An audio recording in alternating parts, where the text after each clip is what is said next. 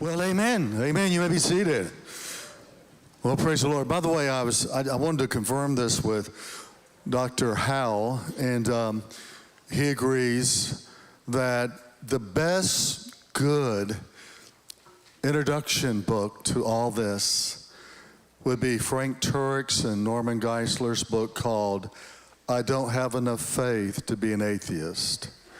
And we've had that book available before, and it's one of my favorite, and it makes it fairly simple to understand a lot of these concepts and gives you wonderful, wonderful reasons to believe. So again, also Beth Testament, who's a student at SCS, she said that on the YouTube, there's a link to, when she says this slide deck, he's talking, all these slides you're seeing, PDF slide deck, well, all these resources are on, there's a link on YouTube, also on Facebook, we have that link. And when I do my CC, which is Constant Contact, which I send out every week, I will also list the link because there's so many resources available. And I'll also list Dr. Mauser's. Does Dr. Winstead have a link also? I don't, is it? He has a podcast, so we'll try to get you that also.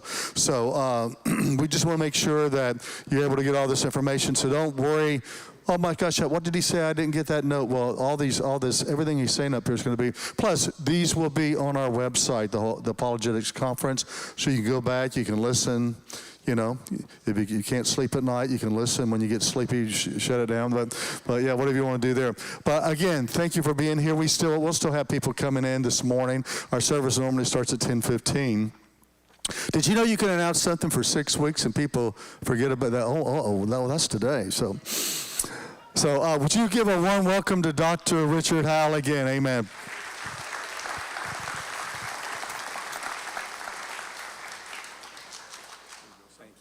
Thank you. Some of you might be interested to know that Dr. Winstead made it home safely. Okay, so praise God for that. Rebecca was telling me that he got into Charlotte on the very last flight.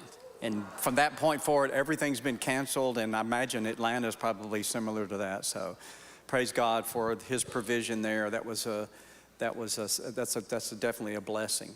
All right, so now we want to pick up part 2 on the question of God's existence. What we discovered about that first premise is that the evidence for the Big Bang Theory shows that the universe has not always existed, therefore the universe began to exist a finite time ago. The evidence of the expansion of the universe shows that the universe could not have been expanding from eternity, therefore the universe began a finite time ago. And the universe of the second, or the evidence for the second law of thermodynamics shows that the universe could not have been running down from eternity. Therefore, the universe began to exist a finite time ago. So these 3 lines of evidence all point to that first premise: the universe began to exist. Now, there's obviously more to say, but maybe that gets us far enough along that we've done what we need to do with that. So now we want to talk about, well, whatever begins to exist has a cause of its existence. Now, it would take a philosopher most of the time to choke on the concept of causality, okay? And that certainly has happened but here's the thing, if you're given this scientific evidence, the last person in the world that wants to compromise on causality would be a scientist, because everything in science would require some kind of notion of causality. Certainly in this macro level of the universe, certainly they would want to do that. However, there is one thing out there that people will often appeal to, especially on the sort of social media, to make this argument, well, you know, some things might be able to arise out of nothing uncaused. It's called the virtual particle. So the claim is that physicists have observed that certain particles arise out of a quantum vacuum. I actually prefer the Kirby vacuum myself, but no. I'm old school with my Kirby, right? That certain particles arise out of a quantum vacuum and thus come out of nothing without a cause. That's the idea. And so you'll see this a lot bandied about. But this is not what's going on with virtual particles. There is a such thing that they label virtual particles. But they're not counterexamples to the concept of causality in the conventional sense in which we're using that to argue for everything that begins to exist has a cause. The reason is because the virtual particles themselves only can occur under certain strict quantum conditions in a certain strict environment. They don't just pop into existence out of nothing everywhere around. And they're actually not popping into existence out of nothing. They're actually borrowing energy from a quantum context where they borrow it as a particle and then surrender it back into the quantum, what one guy called the quantum gumbo inside that thing. So they're really not, and I've got some quotes in here from scientists about virtual particles, but for the sake of time, I'm not going to give them, but you could get the slide deck if you want. So I don't think causality is going to be a problem. Now, if we were doing the philosophical, then we'd have to say a lot more about David Hume, for example, or about Immanuel Kant or whatever. And I think those things can be. Part of my doctoral dissertation at University of Arkansas was on one of these arguments for God's existence that were philosophical from Thomas Aquinas. And I had to deal with the questions of causal arguments in principle. And how do you do an end run around Hume's supposed devastating critique or Kant's devastating critique? Anyway, it can be done. So if then the universe began to exist and whatever begins to exist has a cause, then it follows that the universe has a cause. Now, why should we think the universe is, or I should say, why should we think the cause is personal? The short version is this. Imagine you had a bucket of water that had been eternal. Say it never came into existence. It was an eternal bucket of water, but it was in eternal sub-freezing temperatures. That would mean then that the water will have been frozen from all eternity. It would never begin to freeze at some finite time ago. If it was an eternal water in eternal sub-freezing temperatures, it would be eternally frozen as ice. So by analogy then, if the cause of the universe was just a sort of a mechanistic cause, like freezing temperatures mechanistically cause water to go into a solid state, then the universe would have always existed. In other words, if the cause was just this impersonal state, then that cause would have been causing the universe from all eternity, which means it would have existed from all eternity, which you just got through proving couldn't be possible. So how could you have something begin to exist a finite time ago that isn't caused by some kind of mechanism? It has to be done by volition, by will. That God eternally caused the universe to exist finitely in time is a way to say that. Now, one of the things that, and again, we won't pursue this, but one of the things just to be aware of, I think, as a philosopher, that a lot of the ways in which we talk about God, in fact, pretty much every way we talk about God, and all the ways in which the Bible talks about God, it does it in the categories of creation.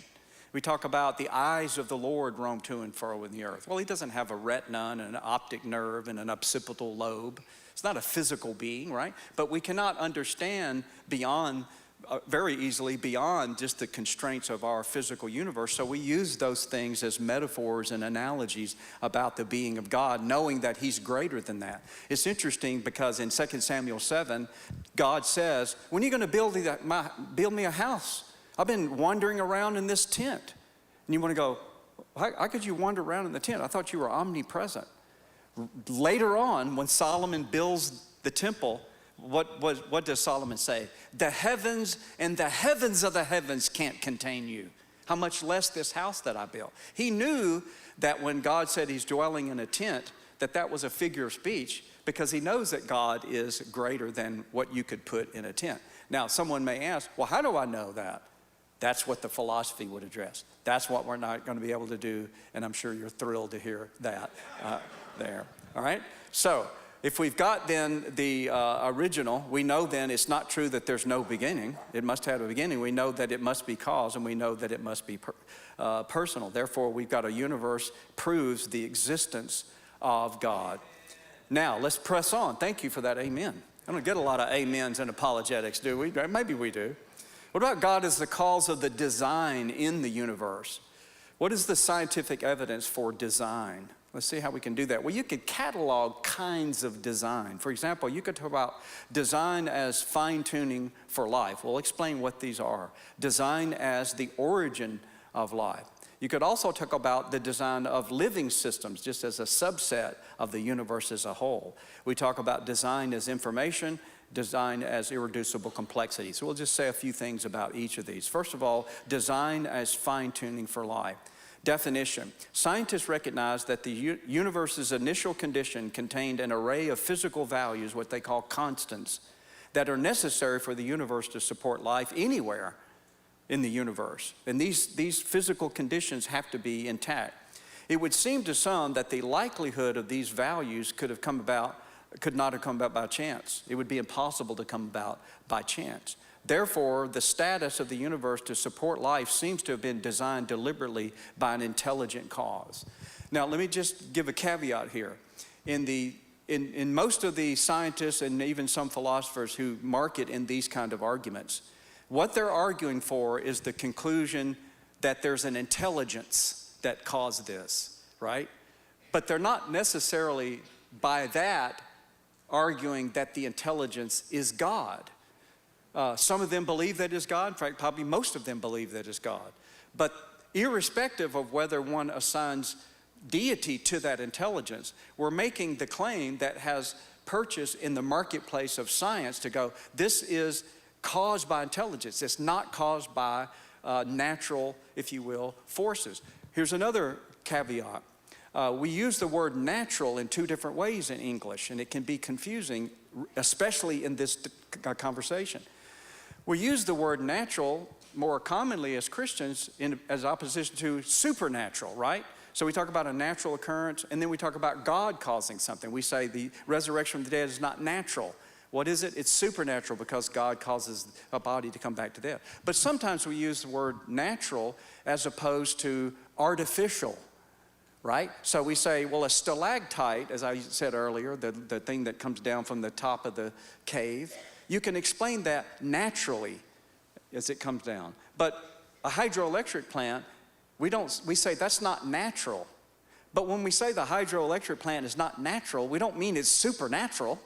We don't mean God built a hydroelectric plant. We mean it's artificial in some sense. It didn't occur by the natural force. So that distinction is critical in this conversation. Here's why. Because when forces were present, I don't know if this is still going on, but a lot of the Christians were trying to get some of this scientific data into the public schools because it was being censored. The opposition was, well, you're trying to get God into the schools, and that's against the church state and all that kind of nonsense. It's like, no, we're not trying to get God in. We're trying to get an intelligent cause.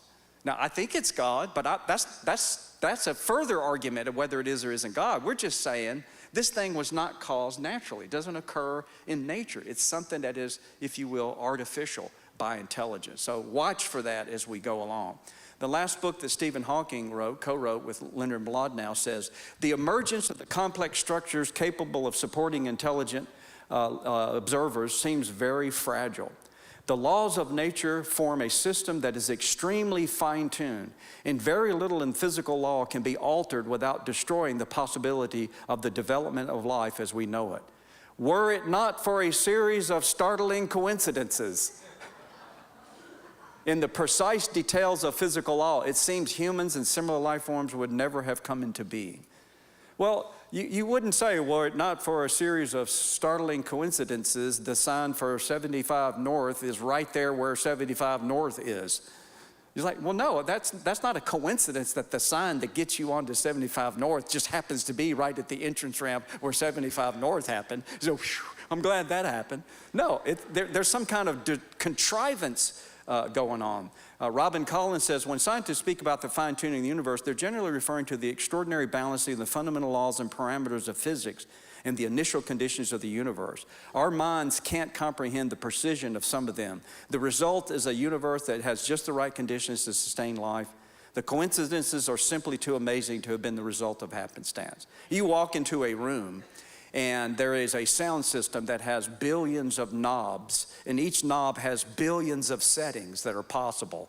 And those settings have to be exactly right, billions upon billions of permutations, and it's playing your favorite song when you walk in the thing. You wouldn't go, what a startling coincidence that was. You would go, no, somebody's been monkeying with these, no pun intended there with the Darwinism, with the knobs, right? Somebody did this on purpose. Hugh Ross is a astrophysicist who's a Christian. Now see, I'm young Earth. I told you I was young Earth. Hugh Ross is old Earth. I was telling someone during the break, I think God is keeping me young Earth just so I can help disabuse my fellow young Earthers from vilifying the old Earth creationists. They're not evolutionists. They're not sympathetic to evolution. Right? That's the theistic evolutionists that are that way. The old Earth creationists, I don't agree with their view. I don't agree with Hugh's interpretation of Genesis. But I know that Hugh loves God. He loves the Lord Jesus. He loves his word. He believes in inerrancy. I just think he didn't interpret it correctly. Just like other things we might dispute, whether you're amillennial or postmillennial or panmillennial or whatever it is. Or you speak in tongues. Some people don't speak in tongues. Some people believe in this, that, and the other. A lot of different things that Christians can discuss and we disagree on in interpreting the text. What's not generally in dispute, thankfully, are the essentials, right? What C.S. Lewis calls mere Christianity. So when you look at these things, most of which I couldn't unpack for you since I'm not a scientist, with an estimate of about 10 to the 22nd power planets in the universe, which is generous, the odds of one life-supporting planet is about 1 in 10 to the 138th power. Now, just how big a number is that? The number of atoms in the known universe is about 10 to the 79th power. There is a hilarious YouTube video of how did they calculate that? And you can see, and it's very easy to follow the principles in logic. How did you calculate that it's roughly 10 to the 79th, 80th power, right? That doesn't look like a big number, but when you think, well, 10 to the 79th atoms in the entire known universe, that's like astronomical. What would be the chances that if you took one atom out of that universe and painted an X on it, which right there, that's already hard to do. I mean, just doing that with an atom, threw it out into the universe and stirred it all up, what are the odds that you'd pick that one atom out? It's 1 in 10 to the 79th power. So if the calculation of these convergence of physical constants is about 10 to the 138th power, then it's just basically mathematically equivalent to impossible. It's hard to resist the impression that the present structure of the universe, apparently so sensitive to minor alterations in the numbers, has been rather carefully thought out. The seemingly miraculous concurrence of these numerical values that nature has assigned to her fundamental constants must remain the most compelling evidence for cosmic design. Now, can Darwinism explain this? Can Darwinism explain this? Well, first of all, Darwinism is not and has never been a theory of the origin of life. It's a theory of the development of life. So Darwinism, in any form, would already presuppose whatever conditions were necessary for there to be life in the first place. It can't account for that. Well, I'm going to come back to Darwinism in a few minutes, but right now, it's not going to be able, it has nothing to do with how life began. It only, in theory, has to do with how life evolved or developed from earlier life forms. What about the origin of life? Biologically speaking, life is physically possible only given certain elements and processes, the existence of which require biological life itself. If the necessary ingredients for biological life themselves require biological life, then biological life could not have come from non-life. In fact, the guy that wrote the prevailing textbook on the theory of origin of life that were used in most American universities, a guy named Dean Kenyon at San Francisco State University, in his book, Biological Predestination, tells the story of how a student made him realize, wait a minute, your long argument about the origin of life, right here, this step that you need to do this, when you were going right here, this step right there needs what happens in this step to even occur. This step down here gives you an ingredient that you needed up here to make this step. So his whole argument was circular. And he just like had this Gestalt experience and just had this total paradigm shift and became part of what later on became known as the mere creation movement and eventually morphed into what we identify now as the Discovery Institute in Seattle, a consortium of scientists and philosophers and lawyers all making these arguments about intelligent design. So Charles Thaxton and Walter Bradley in their Mystery of Life Origins say, without a doubt, the atoms and molecules which comprise living cells individually obey the laws of chemistry and physics. The enigma is the origin of so unlikely an organization of these atoms and molecules. it is apparent that chance should be abandoned as an acceptable model for coding in the macromolecules essential in living things. So they're not going to be able to occur in a natural. So something is monkeying with those. But there's an argument that comes up, though, or a counter argument that says, well, but if the universe wasn't fine-tuned for the origin of life, then we wouldn't be here to observe that it's not fine-tuned. In other words, this is the objector, the only universe you could observe is one that looks fine-tuned. In all of the permutations of the random collocation of atoms, and none of those ever produced living organisms that could observe that the universe isn't finely tuned. No, how do we respond? It's like, well, that's the only kind of universe you could observe. I think that they're misunderstanding exactly what the kernel of the argument is. This is a response I learned from J.P. Moreland, the Christian apologist. And I call it the firing squad example.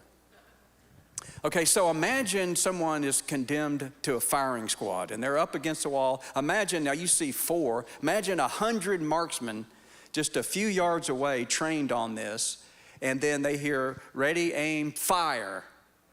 And the guy does not observe that he's dead.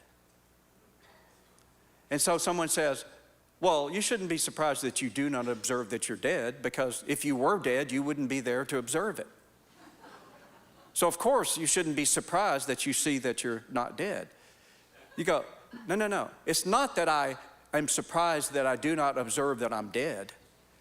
It's that I'm surprised that 100 marksmen could all miss. It's not my observance of me.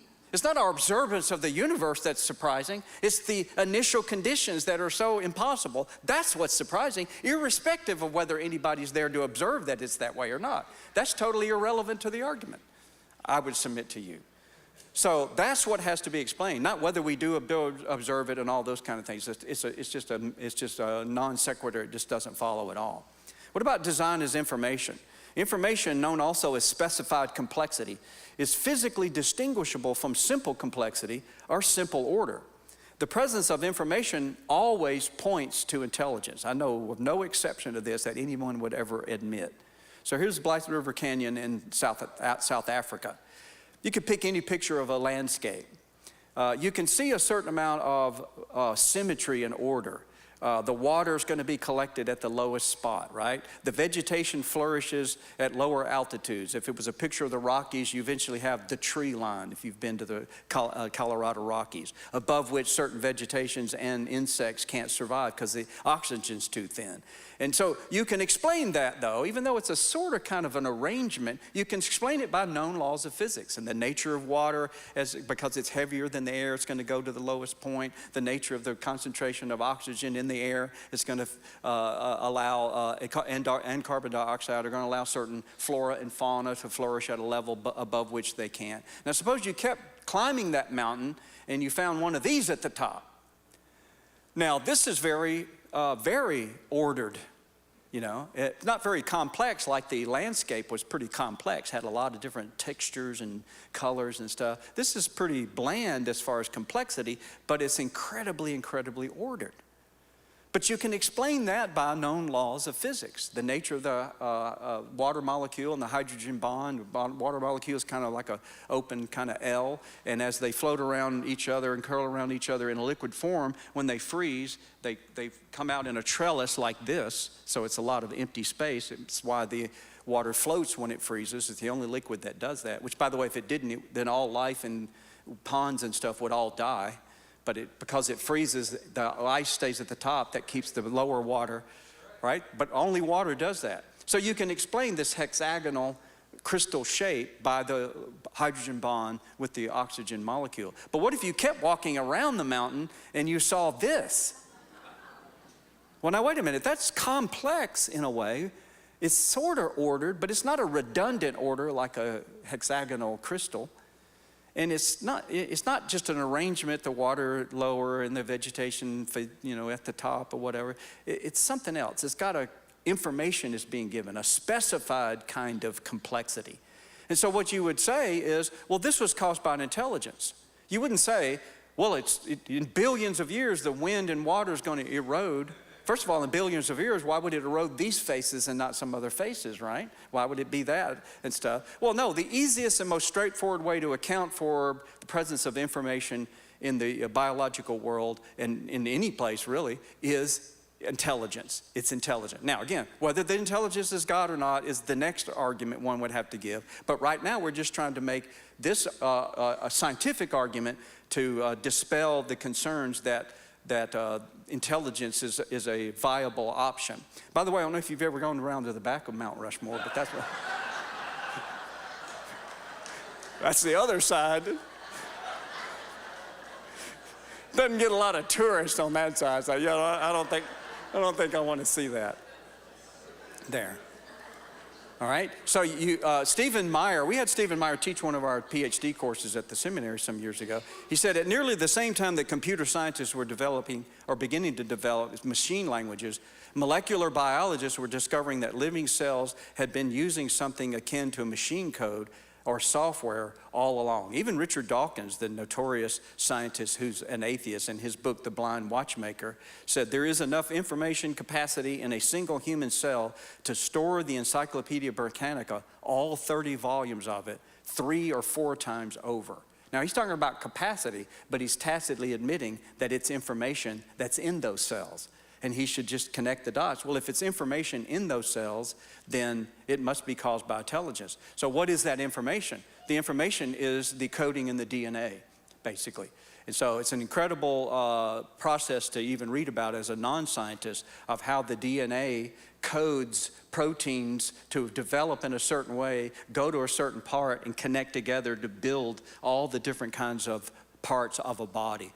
And Dean Kenyon, when he said, when we started looking into the mechanisms of the cell, it was just mind-boggling. It was more complex and ordered and such than any factory that's ever been created by a human being. And this stuff is microscopic. It's just inconceivable. There's a series of computer-generated animations into movies that deal with this issue by a company called Illustra Media.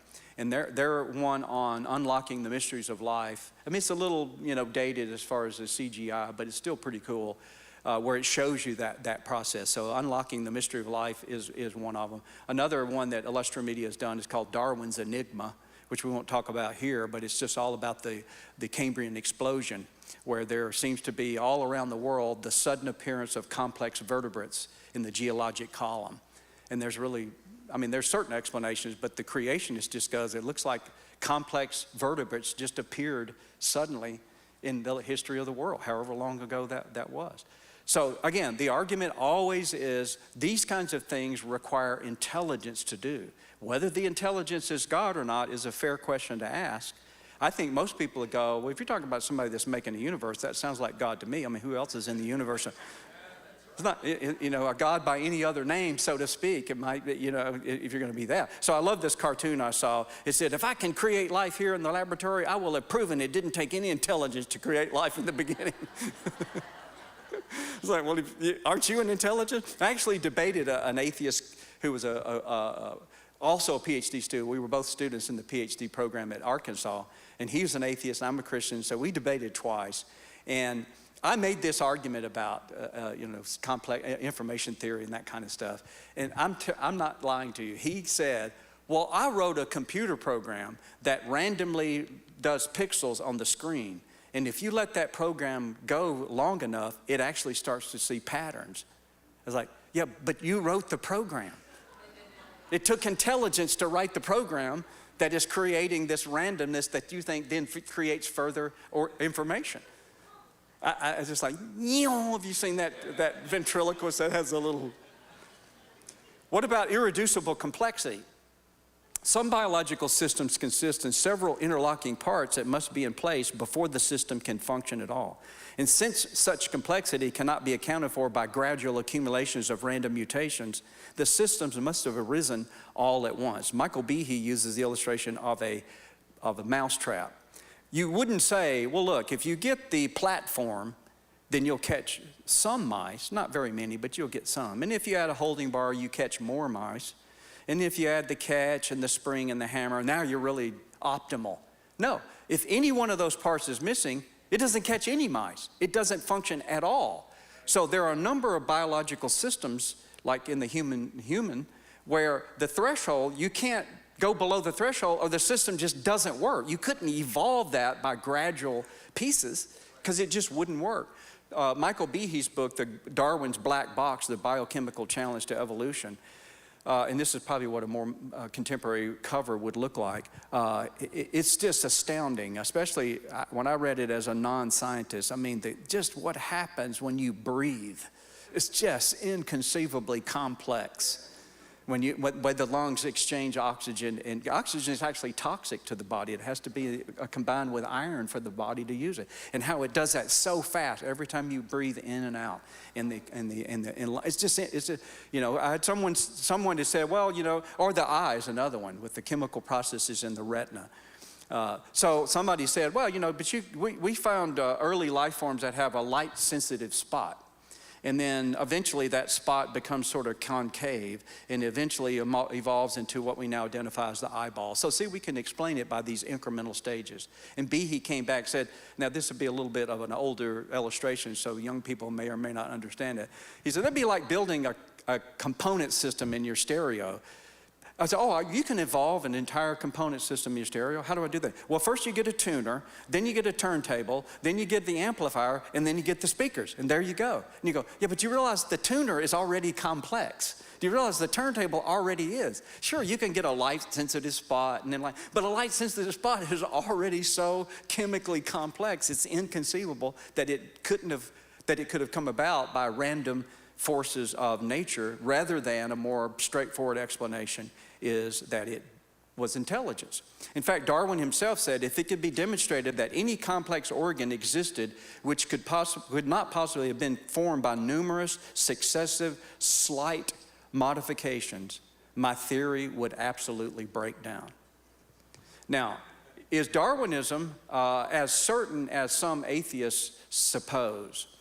Daniel Dennett, one of the four horsemen of the atheists, the new atheism, says there are vigorous controversies swirling around in evolutionary theory, but those who feel threatened by Darwinism should not take heart from this fact. The basic Darwinian idea is about as secure as any in science. If you insist on teaching your children falsehoods, that the earth is flat, that man is not the product of evolution by natural selection, see how he puts those on par, then we will describe your teachings as spreading of falsehoods and will attempt to demonstrate this to your children at our earliest opportunity. Victor Stenger, in his book, God, the Failed Hypothesis, says, in terms of the same strict standards of empirical evidence that apply in all the natural sciences, Darwinian evolution is a well-established theory that has passed many critical tests. Sam Harris, another of the four horsemen of the new atheism, says, here's what we know. There is no question that human beings evolved from non-human ancestors. There is no reason whatsoever to believe that individual species were created in their present form. In National Geographic cover story on the war on science, look what they consider to be a war on science. Climate change does not exist. Evolution never happened. The moon landing was fake. That's what they're wanting to cast these kind of things. So when you take these, the basic Darwinian ideas about as secure as any in science, challenging evolution is on par with believing in a flat earth. Darwinian evolution is a well-established theory. There is no question. Challenging evolution is on par with challenging the moon landing. Is this so? Do I have sound? I want to make sure that, okay, good. I want to show you just a couple of videos. They're really short. Well, one of them is, I don't like the word short, by the way. I try to get that out of my, I just offended myself when I said that. There's a website, descentfromdarwin.org, and there's a paragraph. We are skeptical of the claims of the ability of random mutation and natural selection to account for the complexity of life. Careful examination of the evidence for Darwinian theory should be encouraged. If you are a bona fide credentialed scientist from any university in the world, and you agree with this statement, then you are invited to sign the not really a petition, but such. So let's see what they have to say, a couple of things. I'm skeptical of the claim.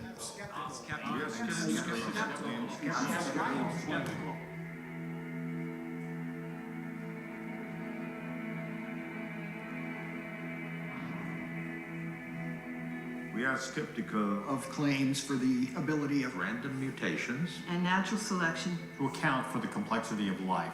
A careful examination of the evidence for Darwinian theory should be encouraged.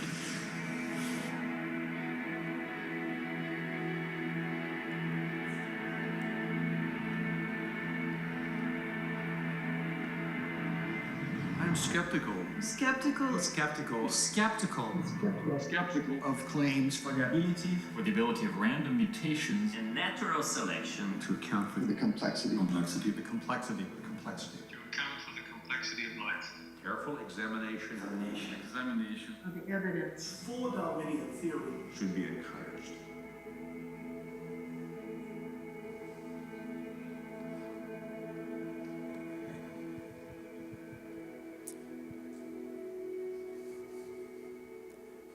Now, one more thing I want to show you, and perhaps it'll speak for itself.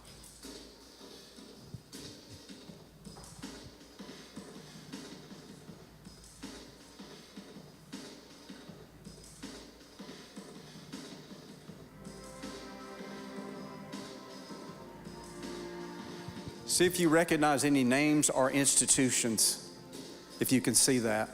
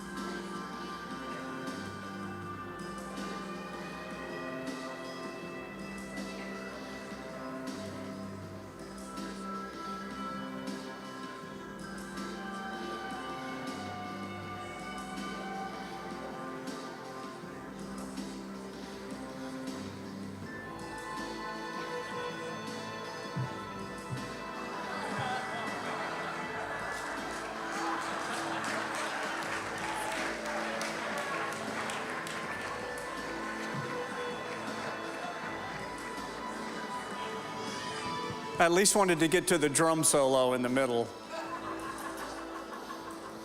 Now, most of the time I interrupt this like I'm doing right now. It's like we don't have enough time to go through this. It fades out pretty soon. Do you recognize any universities, institutions? Do you recognize any names? Very interesting.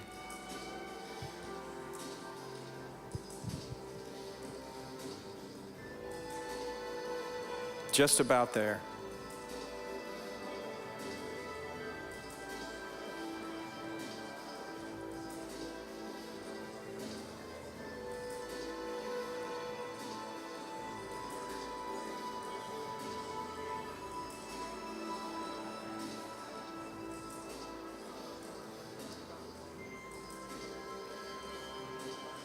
All right, and it goes and goes and goes and goes. Now, let me make a few observations about what we just saw. This doesn't prove that Darwinism is false. That's not my argument. It doesn't even mean that every one of these signers repudiate evolution in every aspect. But I think it does mean that statements such as it's about as secure as any in science, or there is no question, or whatever, are unwarranted when people say that. That is just, and see, they would never say that about any other scientific model in my experience, that they would cling so tenaciously to a particle view of gravity rather than as an exchange of gravitas rather than a field view. Right? You want to get that into public schools, they got a different view of gravity than we, no, they wouldn't do that. For some reason, there's something about evolution that they feel motivated to, at all costs, to do what they can to make sure this doesn't, the data doesn't get into public dissemination. I wanted to point out just a few things that might be interesting. There's Frank Tipler there that you saw a quote from him earlier, or I mentioned him earlier. James Tour, if you don't know who James Tour is, then go on YouTube and just look him up. He's just a really committed Christian, and he has challenged the scientific world if any 5 of the, I don't know how many ingredients, biological necessary ingredients for life. He said, let me pick these 5. If you can prove any one of those 5, I'll take everything off of the internet that I've ever done and all my YouTube, and I'll quit talking about this issue. And he's challenged the entire academic community, and no one's taken him up on it successfully. There's Michael Behe that you saw earlier. There's David Berlinski. He's part of this mere creation movement. He's not even a theist yet.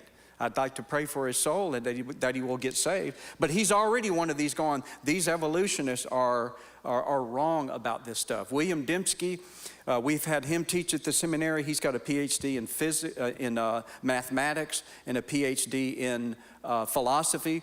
Dembski's part of well, let me say it this way. Go on YouTube and search for the mathematical challenge to evolution. And it's a fireside chat between 3 mathematicians and the host saying, well, biologists basically talk in narrative. They tell stories. That's how you kind of talk about biology very often.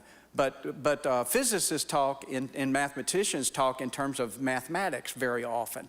And so their argument is, however well the story sounds of evolution, however well that seems to carry as a narrative, it's impossible mathematically speaking. There just isn't enough time in a 3.7 billion year old universe to get to the level of complexity that we see here. There was Walter Bradley. Let me pick a few others that I think might be worth mentioning. So here, let's see, Fuz Rana. So Fuz Rana is a wonderful source for biochemical issues related to complexity of life.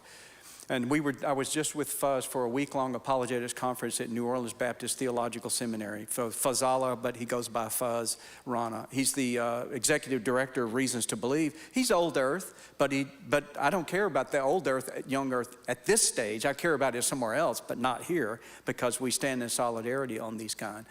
There's Stephen Meyer that I mentioned earlier, who we had at the seminary. There's a few others I wanted to point out. James Tumlin had actually organized, he's an MD from the Atlanta area. He organized with others a debate between William Lane Craig and Peter Atkins. Peter Atkins at the time had the most widely used chemistry textbook in Anglo-American universities. And so they debated on the existence of God at the Jimmy Carter Center in Atlanta in the late 90s. It was simulcast over the internet. It was a ticketed event. It was free, but you had to have a ticket because of limited seating. I was working at the seminary in Charlotte at the time. I actually had a day job. I don't know why I did my hand this way. Like, that's the hand signal for a day job, I guess. I'm not really sure why I did that. And a night job, it's like, I don't know. So yeah, taught at the seminary in the day, and worked in the day and taught at the seminary at night. That's what I should do. So what they did with the tickets was pretty cool, who put it on. You could get a ticket if you were a Christian, if you would commit to take a second ticket and bring a non-believer, or at least get a non-believer to come, whether you brought them or not. So that way, at least half the audience would be unbelievers, because generally it's the Christians that show up for these things, like the Romans at the gladiators, and stuff. So I'm at work in the morning, and I get a call that Friday was Friday night. And I don't know if I even knew much about it, but I certainly wasn't planning on going. It's a 4.5-hour drive. Frank Turek calls me up. He said, hey, man, we got 2 Christian tickets. Two Christians in our group can't go. Do you and Rebecca want to go? At the time, Rebecca and I were dating, and she was running the seminary, basically. In fact, that day, Geisler was gone to California, so she was in charge. She had to make an executive decision. Can I lock up the offices? And Richard and I just drive to Atlanta. So she's like, I think I'm going to do it. I couldn't get permission from Geisler to do that because he's not accessible, whatever. We get there, and then we find out it's simulcast to Berkeley where he was lecturing. So we figured, oh, he's going to know we're here if he sees us. Well, how would he see us? Because here's what I warn you about. If you watch that on the video, you can find it on YouTube. You know how these cameras sometimes will do audience shots. They're in the aisle right next to Rebecca and me, and they're zoomed right in on her. And then they back off real slowly, and there I am right next to it. It's like, oh, guys are going to see that going, what are you doing? How'd you get? So anyway, and you might want to hide the children when that part comes, so it's such. Well, anyway, so hopefully that's helpful, and we have some questions. Too late, we don't have enough time. I'll just go ahead and answer the question. False. There you go. Thank you.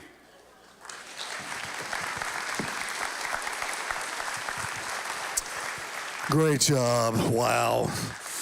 So, you understand why I'm bringing these guys down here? I mean, they are just so gifted. And I didn't get it right last time, so you had to bring me back. Yeah, I had to bring you back.